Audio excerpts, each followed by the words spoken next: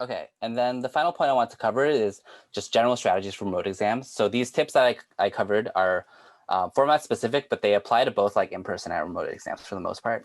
So specifically for remote exams, things I want to recommend are finding a comfortable, quiet space where you can focus uninterrupted is super key.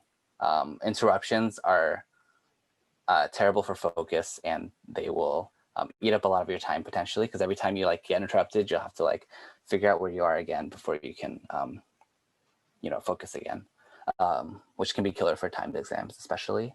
You also want to make sure this place is comfortable, so like make sure seating is comfortable, all of that.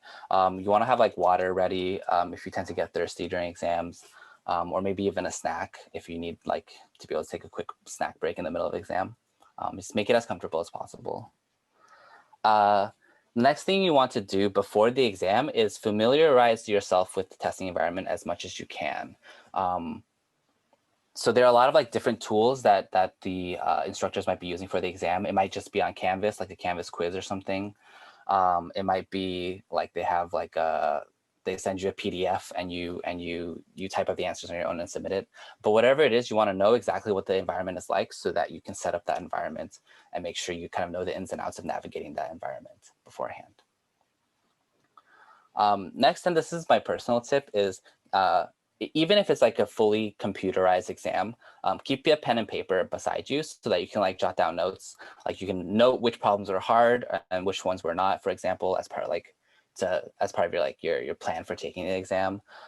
Scribbling notes on anything to help you think is also a useful technique.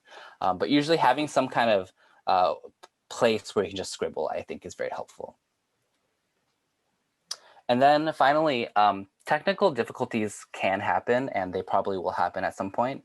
So make sure you know what your options are if a technical difficulty happens. Like know like who you're going to contact if you have a technical difficulty.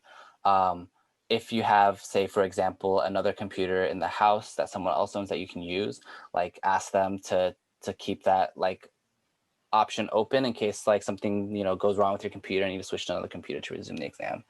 But yeah, just like be prepared for like some technical difficulties, because that's something that can happen that doesn't happen with a typical in-person exam.